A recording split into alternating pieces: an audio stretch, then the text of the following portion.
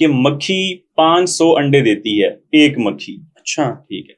अब जब तक आप एक मक्खी मारेंगे तो वो 500 अंडे मौजूद हैं। कहाँ पे मौजूद हैं? वो मौजूद हैं जहां पे आपने पानी की हौजी रखी है, ठीक है, जहां पे आपकी चारे वाली खुरली है, वो जगह है।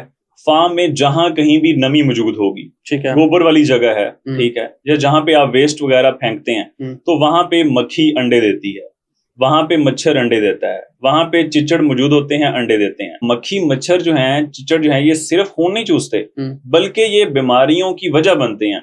एक जगह से खून चूसा, बीमार जानवर था, अब दूसरी जगह पे जब जाएंगे तो जब जाके वहां डंग लगाएंगे तो ये बीमारियों की वजह बनते हैं। नॉर्मल जब भी हम फार्म की बात करते हैं तो मक्खी मच्छर ये बहुत तंग करता है, ये तो जाने या खत्म होने का नाम नहीं लेता। इसकी क्या वजूहात है, ये खत्म क्यों नहीं होता, क्या नहीं हो सकता ये? इसमें जी बहुत सारे लोग यही, जिस तरह आपने सवाल पूछा ना कि मक्खी मच्छर खत्म क्यों नहीं होते, हाँ, तो तरीका जो है ना लोग गलत अडॉप्ट करते हैं। ठीक है। मिसाल के तौर पे किसी ने एक बार स्प्रे कर दी, अब मार्केट में एक स्प्रे मिलती है सैगावान के नाम से, ट्राइक्लोरोफान उसके अंदर फार्मूला है, अच्छा फार्मूला है मक्खी मच्छर और चिचड़ को खत्म करने के लिए, लेकिन उसकी सही मिकदार का इस्तेमाल और सही टाइम पे बार बार मुसलसल उसका इस्तेमाल करना होता है। लोग इस चीज में सुस्ती का शिकार करते हैं कि एक बार स्प्रे कर दें कहीं महीने में 6 महीने में, और उसके बाद वो ये समझते हैं कि ये खत्म हो जाए। तो मक्खी मच्छर इस तरह खत्म नहीं होते। वजह क्या है? हाँ। वजह ये है कि मक्खी 500 अंडे देती है, एक मक्खी। अच्छा, ठीक है।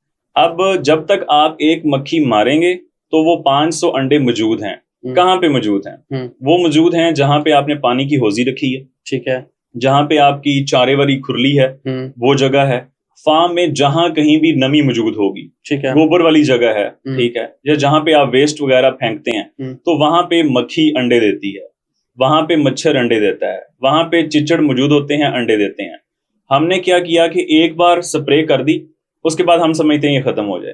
तो इस तरह नहीं होगा, रेगुलर स्प्रेज जो है वो करनी पड़ेंगी। अब कौन सी स्प्रे हम कर सकते हैं? राइट, ठीक है, सैगावान की स्प्रे है, ये हम कर सकते हैं। इसके बाद एक्टोरिड के नाम से एक स्प्रे आती है, जानवर के ऊपर जो डोज इस्तेमाल करनी है वो और है, ठीक है, जो जमीन पे इस्तेमाल करनी है वो डोज और है। बताइए, साथ साथ में डोज भी बताते जाएं। डोज ये है कि फॉर एग्जांपल अगर आप एक्टोरिड लेते हैं तो उसमें आप डालेंगे 10 ml, आप इस्तेमाल करेंगे 20 लीटर पानी के अंदर, ठीक है, ठीक है।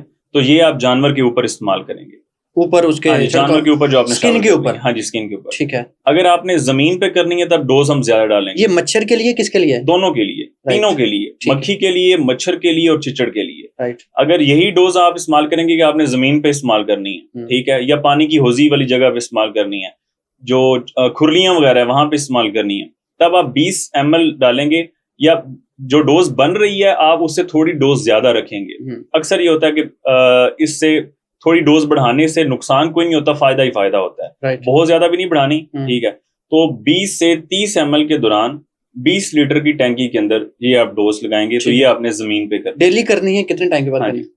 स्प्रे अगर आपका बड़ा डेयरी फार्म है तो उसके लिए आती है एक फोगर मशीन। तो बड़ा डेयरी फार्म कितने, 100 जानवर का, 200 जानवर का? आपका 500, बड़ा जानवर, दोनों जानवर आ सकते हैं इसमें? हाँ जी, राइट। जो भी आपके जानवर हैं बड़े, अगर ज्यादा मिकदार में है तब आपको ये स्प्रेज जो है वो कारआमद नहीं होंगी। ये स्प्रेज हैं जो आम खुरली पे गांव देहातों में लोगों ने मवेशी रखे होते हैं, किसी के पास 4 हैं, 5 हैं, 6 हैं।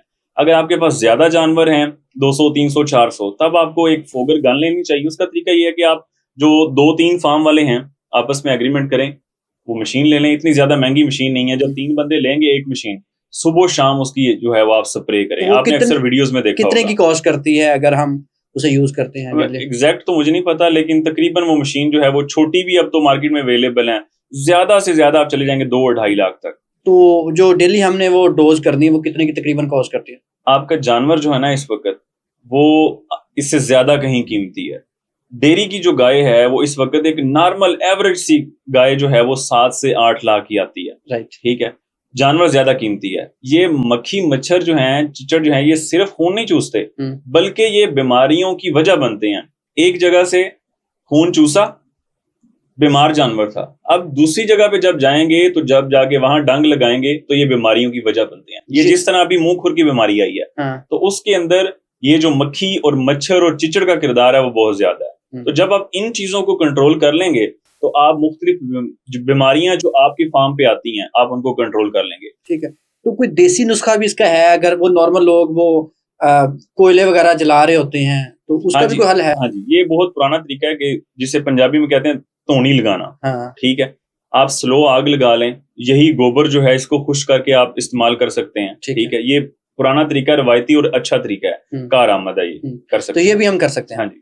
तो इसके बाद फिर हम अपने जानवरों से बेफिक्र हो सकते हैं। हाँ जी, लोग ये चाहते हैं कि हमारा काम जो है ना वो 60-70 रुपए में हो जाए, तो इस तरह नहीं होना। ठीक है, आपको थोड़ा सा खर्च करना पड़ा है, आप बड़े नुकसान से बच जाएंगे इस तरह।